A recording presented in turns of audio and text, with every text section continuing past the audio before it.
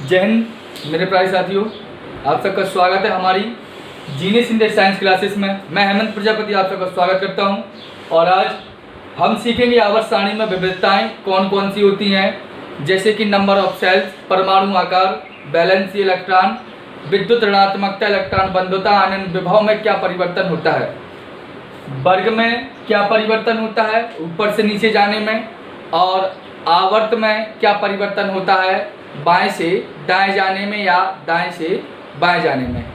ये most important topic है जो 11th एंड 10th दोनों के लिए बहुत ही काफ़ी अच्छा है और दोनों कक्षा के विद्यार्थी जो बहुत तरीके से समझ सकते हैं, लेकिन थोड़ा सा धैर्यपूर्वक और आराम से इस चीज़ को सीखेंगे, समझेंगे। ठीक, तो सबसे पहले मैं बात कर दूं आवर्त सारणी में विविधता यानी वेरिएशन ऑफ पीरियोडिक टेबल में विविधताएं कौन कौन सी होती हैं। पहले मैं आपको क्वेश्चन यहाँ बता दूं। तो क्वेश्चन में जैसे कि हम देखेंगे कि आवर्त सारणी में कोषों की संख्या में क्या परिवर्तन होता है, क्या होता है, कोषों की संख्या यानी नंबर ऑफ सेल में क्या परिवर्तन होगा। ठीक, यानी आवर्त सारणी में कोषों की संख्या में क्या परिवर्तन होगा और परमाणु आकार में क्या परिवर्तन होगा, जिसे बोलते हैं एटॉमिक साइज। ठीक, सेकेंड बात होती है परमाणु आकार के बाद संयोजी इलेक्ट्रॉन। ठीक है, इसके बाद है आपकी संयोजकता, जिसे क्या बोलते हैं हम, वैलेंसी। अगले नंबर की बात करें तो संयोजकता के बाद आयनन विभव। आयनन विभव क्या कहलाता है, आयनाइजेशन पोटेंशियल, जेसन पोटेंशियल। ठीक, इसके बाद इलेक्ट्रॉन बंधुता,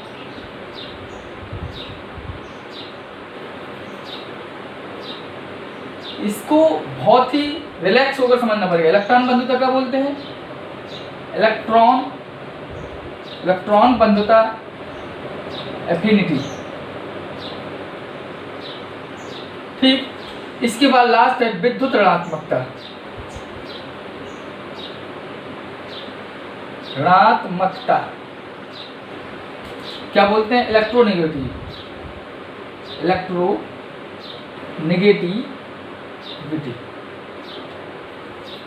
इसमें क्या क्या परिवर्तन होता है, यानी कोषों की संख्या में क्या परिवर्तन होता है, परमाणु आकार में क्या परिवर्तन होता है, संयोजी इलेक्ट्रॉन में, संयोजकता में, आयनन विभव में, इलेक्ट्रॉन बंधुता और विद्युत ऋणात्मकता में हमारी पीरियोडिक टेबल जो होती है, जिसमें 7 आवर्त है और 18 वर्ग है, इनमें परिवर्तन क्या होता है।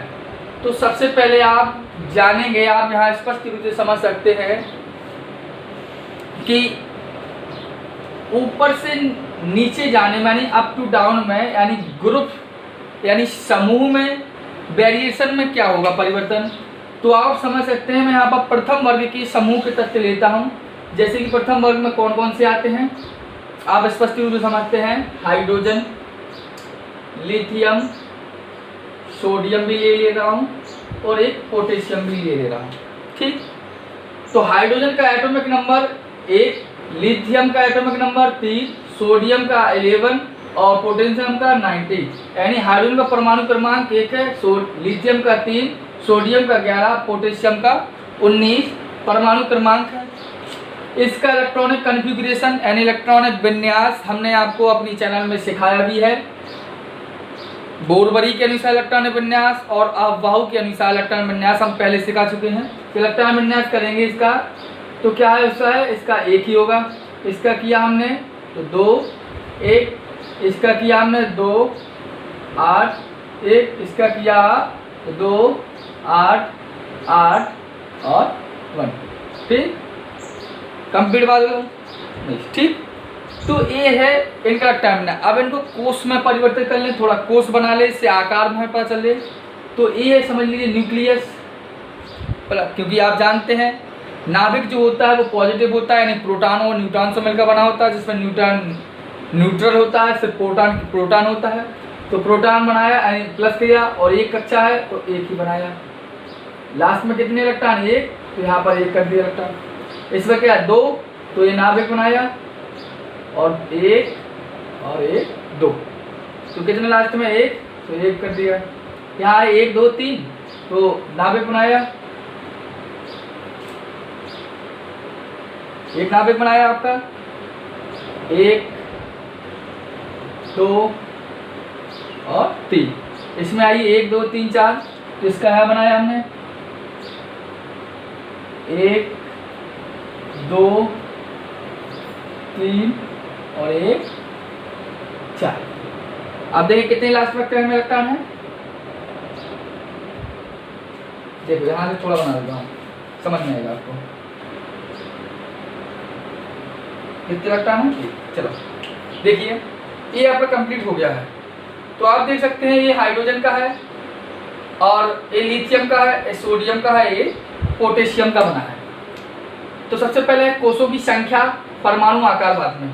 तो हम देखते हैं कि ग्रुप में ऊपर से नीचे जाते समय हाइड्रोजन, लिथियम, सोडियम, पोटेशियम, क्योंकि प्रथम आवर्त, द्वितीय आवर्त, तृतीय आवर्त, चतुर्थ आवर्त। ठीक, तो ऊपर से नीचे जाने में हम वर्ग में देखते हैं कि ऊपर से नीचे जाने में हमारे कोषों की संख्या में क्या परिवर्तन होता है, परमाणु आकार में क्या परिवर्तन होता है। तो आप देखते हैं कोष की संख्या कितनी है।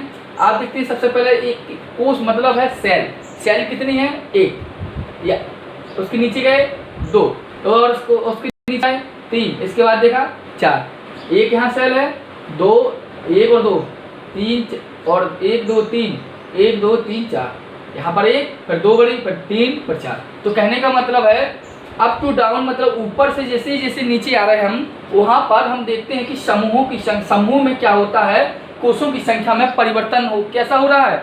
बढ़ती जा रही है।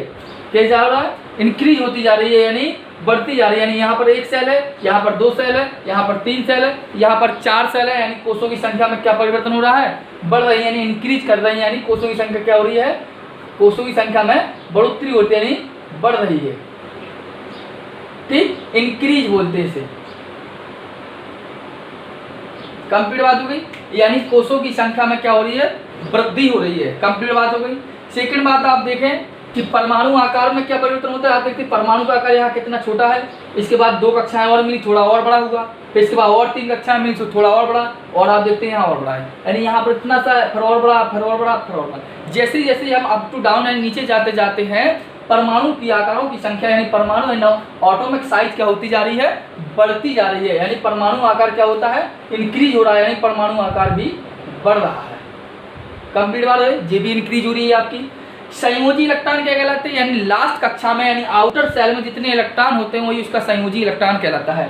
तो लास्ट कक्षा में कितने इलेक्ट्रॉन है? एक। सभी की लास्ट कक्षा में ओनली 1 इलेक्ट्रॉन है, इसलिए इसे क्या बोल सकते हैं हम? संयोजी इलेक्ट्रॉनों की संख्या कैसी? सभी में समान है, नो चेंजिंग उसमें।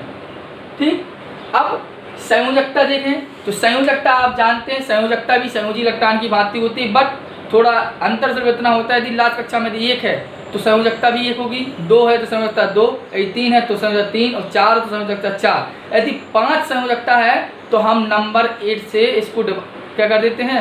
घटा देते हैं। यानी संयोजकता कितनी है लास्ट कक्षा में? 1 2 3 4, यानी सबकी लास्ट कक्षा में 1 इलेक्ट्रॉन है, तो संयोजकता भी कैसी है इसकी? समान संयोजकता है। क्या संयोजकता है? संयोजकता भी इसमें कैसी होगी? समान होगी। क्यों होगी? क्योंकि यदि सीधी बात मेरी में जाने, यदि लास्ट कक्षा में 1 हुआ इलेक्ट्रॉन तो संयोजकता 1 ही होगी, लास्ट कक्षा में 2 इलेक्ट्रॉन तो संयोजकता 2 ही होगी, लास्ट कक्षा में 3 है तो 3 होगी, 4 हो तो 4 ही होगी, और यदि 5 हुआ तो 5 यदि लास्ट कक्षा में है तो इसको क्या कर देंगे? 8 से हम घटा देंगे, तो कितनी बचेगी? 3। इस तरह 6 है तो 2, 7 है तो 1, 8 है तो 0 संयोजकता हो जाएगी। कंप्लीट बात है। ये संयोजकता निकालने का फॉर्मूला होता है प्रोटॉन, इलेक्ट्रॉन, न्यूट्रॉन, और संयोजकता निकालने के लिए मैंने एक वीडियो बनाई है, आप देख सकते हो उसको। कंप्लीट बात हो गई। आगे चले तो ये आप स्पष्ट रूप से समझ गए होंगे किसमें क्या परिवर्तन हुआ और संयोजकता में क्या परिवर्तन हुआ। कंप्लीट बात हो गई। यानी कोषों की संख्या बढ़ रही है, परमाणु आकार भी बढ़ रहा है, समझिए इलेक्ट्रॉनिक संख्या समान है, समय भी समान है। अब आ जाइए जो 3 मोस्ट इम्पोर्टेंट चीज़ें जो डिफिकल्ट भी है समझने में, लेकिन यदि समझ में आ गई तो बहुत ही क्लासिकल हो जाएगा ये। आयनन भवन, इलेक्ट्रॉन बंधुता और विद्युत ऋणात्मकता। सबसे पहले यही जानेंगे कि आयनन भवन क्या कहलाता है। तो डेफिनेशन क्या है आयनन भवन की? आयनन भवन की डेफिनेशन सीधी है कि यदि किसी भी कोई भी कोष है, उस कोष की सबसे बाहरी कक्षा से हमें इलेक्ट्रॉन निकालने में जितनी एनर्जी की आवश्यकता होगी, जितनी ऊर्जा हमें लगेगी, तो वही उसकी आयनन ऊर्जा या आयनन भवन कहलाता है। यानी बाहरी कक्षा से इलेक्ट्रॉन को निकालने में जितनी ऊर्जा की आवश्यकता होगी वही उसकी आयनन भवन कहलाएगी, यानी आयनन एनर्जी कहलाएगी।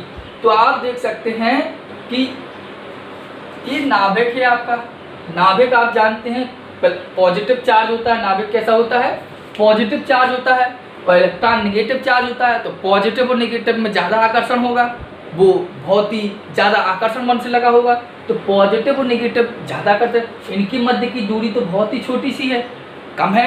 और जब इनकी मध्य की दूरी कम है, क्योंकि यहाँ नाभिक इलेक्ट्रॉन एक ही कोष की दूरी कम है, तो इससे इलेक्ट्रॉन निकालने में ये नाभिक और इलेक्ट्रॉन दोनों का आकर्षण और बहुत प्रबल है। तो यहाँ से यदि हम इलेक्ट्रॉन निकालेंगे तो हमें ज़्यादा ऊर्जा लगेगी। क्यों लगेगी? क्योंकि नाभिक के पास इलेक्ट्रॉन है और नाभिक के पास जो इलेक्ट्रॉन जितना नज़दीक होता है उसको निकालने में उतनी ही ज़्यादा ऊर्जा की आवश्यकता पड़ती है। तो यहाँ से नाभिक निकाल और यहाँ निकालने में ज़्यादा ऊर्जा की आवश्यकता होगी, यानी कहने का आयनन भवन यहाँ सबसे अधिक होगा। नीचे आए तो हम देखते हैं कि यहाँ पर थोड़ी दूर है, क्योंकि 2 सेल के बाद इलेक्ट्रॉन है, तो यहाँ निकालने में थोड़ा इसकी अपेक्षा कम सरलता बढ़ी। और यहाँ पर आए तो हम देखते हैं कि इलेक्ट्रॉन यहाँ है 3 सेल के बाद, तो यहाँ पर कम एनर्जी लगी, और यहाँ है तो और भी कम लगी। कहने का तात्पर्य है कि जो इलेक्ट्रॉन नाभिक के पास जितना नज़दीक होगा, उस इलेक्ट्रॉन को निकालने में उतनी ही ज़्यादा एनर्जी हमें देनी पड़ेगी। तो यहाँ पर कहने का तात्पर्य है कि ये है आपका नाभिक और ये है आपकी सेल और यहाँ है इलेक्ट्रॉन। तो नाभिक होता है पॉजिटिव, इलेक्ट्रॉन होता है नेगेटिव, और प्लस और माइनस का आकर्षण बल अधिक होगा। अधिक होने के कारण इसकी दूरी तो बहुत ही कम है, तो इसकी एक ही इस कक्षा से इलेक्ट्रॉन को निकालने में हमें ऊर्जा ज़्यादा लगेगी। जब ऊर्जा हमें ज़्यादा लगेगी तो यहाँ पर नाभिक आयनन भवन अधिक होगा। और हम देखते हैं दूसरी वाले में आते हैं तो 1 सेल और 2 सेल है, तो यहाँ पर इसकी अपेक्षा कम एनर्जी लगेगी। और नीचे आए तो इसमें 3 सेल है, तो इसमें एनर्जी और कम लगेगी। और नीचे आए तो इसमें एनर्जी सबसे कम लगेगी। तो आयनन भवन कैसा हो रहा है? ऊपर से जैसे जैसे हम नीचे आ रहे हैं, आयनन विभव घटता जा रहा है। आयनन भवन क्या हो रहा है? हमारा घटता जा रहा है। कहाँ है आयनन भवन? आयनन भवन क्या होता जा रहा है? हमारा घटता रहा है। आयनन भवन क्या हो रहा है? घट रहा है। घट रहा मतलब डिक्रीज हो रहा है। ठीक, डिक्रीज हो जाए। अब आ जाइए इलेक्ट्रॉन बंधुता पर। Electron affinity. एफिनिटी का मतलब होता है चाहत, यानी इलेक्ट्रॉन को हम परमाणु की बाहरी कक्षा में डालें। इलेक्ट्रॉन को क्या करें हम? अभी हम क्या करते? इलेक्ट्रॉन को बाहर से निकाल रहे थे। अब एफिनिटी का मतलब होता है चाहत। इलेक्ट्रॉन एक्सेप्ट जो करे, इलेक्ट्रॉन एक्सेप्ट करे, और इलेक्ट्रॉन एक्सेप्ट करने के बाद जो जितनी एनर्जी हमें देगा वही उसकी इलेक्ट्रॉन बंधुता कहलाएगी। कहने का तात्पर्य हम इसमें इलेक्ट्रॉन डालेंगे, पुट करेंगे, तो डालने के बाद जो इलेक्ट्रॉन को आकर्षित कर लेगा और हमें उतनी ही ज़्यादा मात्रा में ऊर्जा दे देगा। तो हम यदि सबसे पहले यहाँ डाल दें इलेक्ट्रॉन, तो सबसे ये जल्दी ले लेगा। क्यों ले लेगा? क्योंकि इसके पास सबसे ज़्यादा आकर्षण बल है। क्यों है? क्योंकि न्यूक्लियर चार्ज पर ज़्यादा है। यहाँ पर देखा है क्यों? क्योंकि यहाँ पर एक ही कक्षा है और एक कक्षा के पास इलेक्ट्रॉन जो है, यहाँ पर इलेक्ट्रॉन डालेंगे तो एक ही कक्षा, पहली कक्षा में जाएगा तुरंत, तो यहाँ पर जल्दी आकर्षित कर लेगा और ऊर्जा जल्दी दे देगा। और यहाँ पर गए तो दूर है थोड़ी कक्षा, नाभिक से वाली कक्षा दूर है, और यहाँ गए तो 3 नंबर पे और गए 4 नंबर पे। तो कहने का तात्पर्य है जैसे जैसे हम इलेक्ट्रॉन डालने का प्रयास करते हैं तो इलेक्ट्रॉन ऊर्जा सबसे अधिक ये देगा हमें, यानी एफिनिटी इसकी ये सबसे ज़्यादा आकर्षित कर लेगा। तो इलेक्ट्रॉन एफिनिटी क्या हो गई? ये भी क्या होती है? घट रही है। जैसे जैसे हम नीचे आ रहे हैं तो यह भी क्या हो जा रही? घट रही। ठीक। विद्युत ऋणात्मकता में क्या परिवर्तन होता है? इलेक्ट्रॉन विद्युत ऋणात्मकता और एफिनिटी। एफिनिटी में क्या इसमें होता है? एक्सेप्ट कराना, मतलब देना। एफिनिटी मतलब अट्रैक्टिव करना। क्या करना? अट्रैक्टिव, यानी उनको आकर्षित करना है। विद्युत ऋणात्मकता मतलब होता है इलेक्ट्रॉनों को अपनी तरफ आकर्षित करने की क्षमता ही विद्युत ऋणात्मकता इलेक्ट्रोनिगेटिविटी कहलाती है। समझ रहे? इलेक्ट्रॉन बनता में क्या होता, हम उसको इलेक्ट्रॉन दे रहे थे और जो इलेक्ट्रॉन देंगे और जितनी जल्दी वो ग्रहण कर लेगा वही इसकी इलेक्ट्रॉन बंधुता कहलाएगी। और विद्युत ऋणात्मकता मतलब इलेक्ट्रॉनों को आज करेंगे। इलेक्ट्रॉन आकर्षित तो ये भी करेगा, है एक ही चीज नहीं है, उसमें पुट करते हैं, इसमें अट्रैक्ट करते हैं। तो यहाँ पर देखें बाहरी कक्षा यही है आपकी, इलेक्ट्रॉन एक है तो इसको हम इलेक्ट्रॉन इसमें क्या करें, इलेक्ट्रॉन सबसे आकर्षित करने की क्षमता इसमें होगी। तो इस नाभिक के पास नाभिक के पास केवल एक ही सेल है, एक सेल है तो इलेक्ट्रॉन को सबसे आकर्षित यही करेगा। इसके बाद यहाँ जाएंगे तो ये कम कर पाएगा, इसके बाद जाएंगे तो ये कम कर रहा है और जाएंगे क्यों, क्योंकि यहाँ पर सेलों की संख्या बढ़ रही है। तो यहाँ पर क्या होगी, विद्युत ऋणात्मकता क्या हो जाएगी, ये भी क्या होगी, घट रही होगी, डिक्रीज हो रही है। कंप्लीट बात हो गई। यानी कोषों की संख्या ऊपर चली जाने बढ़ती है, परमाणु आकार भी बढ़ता है, संयोजी इलेक्ट्रॉन समान होता है, संयोजकता समान होती है, आयनन प्रभाव घटता है, इलेक्ट्रॉन घनता घटती है, विद्युत ऋणात्मकता घटती है। कंप्लीट हुआ। इसको दो बहुत ही तरीके से समझना बहुत ही ज्यादा आवश्यक है। कंप्लीट बात हो गई, मेरी समझ से तो समझ में आ गया होगा। ठीक है, तो अब नेक्स्ट पे चलते हैं। ये लिया हमने क्या था, समूह पर, और अब हम लेते हैं किस पर, वर्ग पर। किस पर लेते हैं, वर्ग पर तो होगा गया, मतलब समूह पर हो गया। अब लेते हैं हम आवर्त पर, सीधा वर्ग आवर्त तीसरा लेंगे हम। ठीक, ध्यान दें।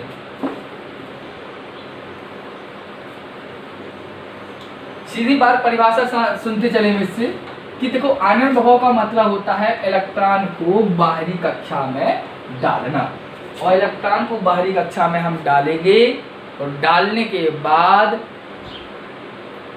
बाद जो इलेक्ट्रॉन सबसे ज़्यादा उसको ले लेगा, एनर्जी हमें देगा, वो इसकी इलेक्ट्रॉन बंधुता कहलाती है। और आयनन प्रभाव का मतलब होता है इलेक्ट्रॉनों को बाहरी कक्षा से निकालने में, जितनी उंगली जहाँ ज़्यादा लग जाए वही उसका अनुभव है। अब देखते हैं आवर्त में, हम देखते हैं सर आवर्त मतलब पीरियड में क्या प्रॉब्लम होती है इसमें। कंप्लीट आवर्त में हम तृतीय आवर्त लेते हैं, लेकिन चलेंगे कैसा, बाएं से दाएं, लेफ्ट टू राइट।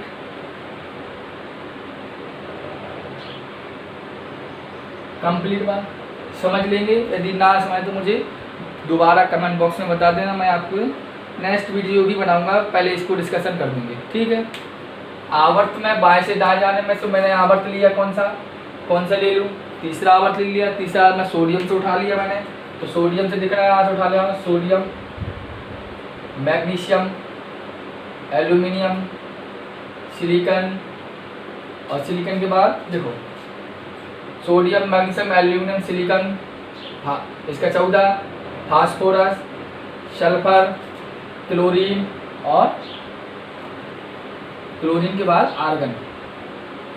सोडियम का एटॉमिक नंबर 11, 12, 13, 14, 15, 16, 17, 18। कंप्लीट बात हो गई। 11, 12, 13, 14, 15, 16, 17, 18। इन करेक्टर हमने किया क्या होगा, 2, 8, 1, 2, 8, 2, 2, 8, 3, 2, 8, 4। इसी प्रकार इसका भी किया हमने, तो क्या है इसका 2, 8, 5। इसका किया तो 2, 8, 6। इसका किया 2, 8, 7, और इसका किया तो क्या हुआ 2, 8, 8। कंप्लीट हुआ, दिख रहा है कंप्लीट है। अब देखते हैं वही चीज़, सबसे पहले क्या है, क्या बनाना है हमें, सबसे पहले निकालना क्या है हमें, सबसे पहले तो हमें निकालना क्या है, कोषों की संख्या। कोषों की संख्या, तो नंबर ऑफ सेल कितनी है सर, 1 2 3 1 2 3 1 2 3 1 2 3 1 2 3। कहने का मतलब है राइट, लेफ्ट से राइट जाइए आप, चाहे राइट से लेफ्ट, यानी बाएं से दाएं देख लें, चाहे दाएं से बाएं देख लें, कोषों की संख्या कैसी है, सेम है। कोषों की संख्या कैसी है, समान है, बड़ी नहीं है, उतनी ही है, सेम है। क्या है, सेम। सेकेंड बात देखने, परमाणु आकार में क्या परिवर्तन होता है, परमाणु आकार मतलब एटॉमिक साइज में क्या परिवर्तन होता है। तो एटॉमिक साइज आप देख सकते हैं क्या होता है परिवर्तन। देखो एक हम एल्यूमिनियम की बना रहे हैं एटॉमिक साइज, देखो कहाँ बना लें, यही बना ले रहे हैं। देखो एटम एल्यूमिनियम की है, ऊपर बना ले रहा हूँ मैं, ए नाभिक, ठीक है। ये 2 8 3 है, तो क्या है 1 2 3 सेल है, 1 2 और 3, कितने बने 3। लास्ट कक्षा में 3 इलेक्ट्रॉन, तो 1 2 3। और किसी की भी उठा लें, चलो सल्फर की उठा लिया मैंने। सल्फर की में क्या है, 1 नाभिक बनेगा, 2 1 2 8 6 मतलब 3 कक्षा है, 1 2 और 3 ही है। अब 3 में क्या देखते हैं आप, इसमें लाकर में 6 है। इसमें प्रोटॉनों की संख्या 13 है। यहाँ पर कितनी है प्रोटॉन की संख्या 13। यहाँ पर आप देख सकते प्रोटॉन की संख्या कितनी है 16।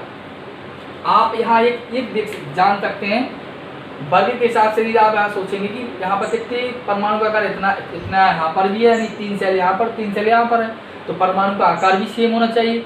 बट परमाणु का आकार यहाँ पर सेम नहीं होता है, अलग होता है, डिफरेंट होता है एंड ग्रुप के अंदर के बच्चा। कंप्लीट बात। क्यों होता है, क्योंकि आप यहाँ देखते हैं प्रोटॉनों की संख्या 16 है, यहाँ पर प्रोटॉन की संख्या 13 है। यहाँ पर प्रोटॉन ज़्यादा है इसके पास, यहाँ पर प्रोटॉन कम है। जब प्रोटॉन ज़्यादा होंगे तो इलेक्ट्रॉन को जल्दी आकर्षित कर लेगा, यानी ज़्यादा आकर्षित करेगा।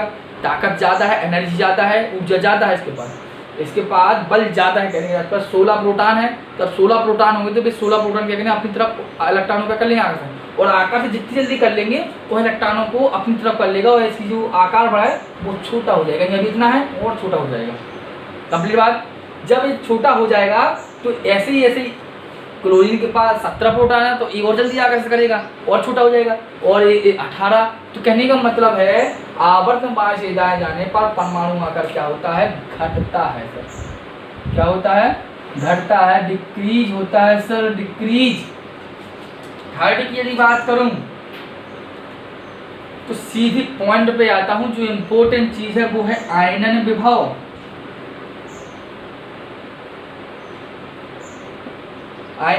क्या है इसका नाम, ionization potential, ionization potential, ionization potential. Complete. आयनन विभव में क्या होता है, आयनन विभव का मतलब होता है इलेक्ट्रॉन को बाहरी कक्षा से निकालने में जितनी ऊर्जा लगेगी वही इसका आयनन विभव कहलाएगी। तो देखें तो यहाँ पर 13 है, यहाँ से हम इलेक्ट्रॉन निकाल रहे तो यहाँ पर भी ऊर्जा लगेगी, क्योंकि 13 प्रोटॉन है, ये आकर्षित करेगा, कैसे दे देगा। यहाँ पर गए तो 14 प्रोटॉन, यहाँ गए 15 प्रोटॉन, 15 लोग आकर्षित करेंगे चीज को, ये 16 लोग करेंगे। ये 16 है। यहाँ पर देखा तो यहाँ पर प्रोटॉन की संख्या 17 है और बनने वाली 3 है। कंप्लीट। तो प्रोटॉनों की संख्या क्या होती है, इंक्रीज हो रही है, यानी बढ़ रही है। और जब प्रोटॉनों की संख्या बढ़ जाएगी तब इसमें क्या होगा, नाभिकीय आकर्षण बल भी बढ़ेगा, न्यूक्लियर चार्ज भी बढ़ जाएगा। और जब न्यूक्लियर चार्ज बढ़ेगा तो क्या होगा, लास्ट कक्षा से इलेक्ट्रॉनों को बाहर निकालने में हमें ऊर्जा की ज़्यादा आवश्यकता पड़ेगी। और जैसे ही हम लेफ्ट टू राइट जाएंगे, यानी बाएं से दाएं जैसे ही जाएंगे, वहाँ पर क्या होगा, हमें इलेक्ट्रॉनों को निकालने में ज़्यादा ऊर्जा लगी। क्यों, क्योंकि यहाँ पर 17 लोग बैठे, समझ लीजिए, यहाँ पर 16 लोग बैठे, यहाँ 15। जहाँ पर 17 लोग होंगे वो जल्दी घेर लेंगे, किसी चीज़ को जल्दी पकड़ लेंगे, और उन 17 लोगों से हमें किसी को निकालना हो तो ज़्यादा ऊर्जा लगेगी, और जब ज़्यादा ऊर्जा लगेगी तो उसका आयनन विभव भी कैसा होगा, अधिक होगा। और जैसे जैसे जाएंगे तो आयनन विभव क्या होता है, बढ़ता जाएगा। बढ़ने का तात्पर्य है इंक्रीज होते जाएगा। ठीक है। अब फोर्थ की बात करें, आयनन विभव कंप्लीट। आयनन विभव के बाद क्या होता है आपका, इलेक्ट्रॉन बंधुता, इलेक्ट्रॉन एफिनिटी, इलेक्ट्रॉन बंधुता कंप्लीट। इलेक्ट्रॉन बंधुता का मतलब होता है चाहत। अभी पहले भी वर्ग बता चुका हूँ। तो इलेक्ट्रॉनों को भी जहाँ पर हम डालेंगे और ज़्यादा ऊर्जा देगा, तो डालेंगे और ज़्यादा, कि जहाँ पर सीधा बात, जहाँ पर प्रोटॉनों की संख्या अधिक होगी वहाँ पर न्यूक्लियर चार्ज बढ़ेगा, और न्यूक्लियर चार्ज बढ़ेगा तो कोई भी चीज़ होगी वो सब बढ़ जाएगी। कंप्लीट। इतना ध्यान रखो, इलेक्ट्रॉन बंधुता अभी हम सीधे मानते हैं ये भी क्या होगी, बढ़ती है। ठीक। फिफ्थ की बात करूं तो इलेक्ट्रॉन बंधुता, वो इलेक्ट्रॉन विद्युत ऋणात्मकता बताना है, विद्युत ऋणात्मकता। और विद्युत ऋणात्मकता मतलब इलेक्ट्रोनेगेटिविटी। इलेक्ट्रॉन नेगेटिव इलेक्ट्रॉन को अपनी तरफ आकर्षित करने की क्षमता। कंप्लीट। इलेक्ट्रॉन को अपनी तरफ आकर्षित करने की क्षमता क्या होगी, कौन इलेक्ट्रॉन को सबसे अधिक आकर्षित कर पाएगा? जिसके पास प्रोटॉन सबसे अधिक होंगे। जिसके पास प्रोटॉन सबसे अधिक होंगे वही इलेक्ट्रॉन को सबसे ज्यादा आकर्षित कर पाएगा। यहाँ पर देखें प्रोटॉन 13, यहाँ 14, यहाँ पर 15, यहाँ 16, यानी कहने का मतलब इस तरफ जाते जाते प्रोटॉन बढ़ रहे हैं। तो जब प्रोटॉन बढ़ेंगे तो क्या होगा? न्यूक्लियर चार्ज भी बढ़ जाएगा, और न्यूक्लियर चार्ज बढ़े इलेक्ट्रॉन आकर्षित करने की क्षमता भी बढ़ जाएगी, और इलेक्ट्रॉन आकर्षित करने की क्षमता को ही बोलते हैं विद्युत ऋणात्मकता। तो ये भी क्या होती है? बढ़ती है।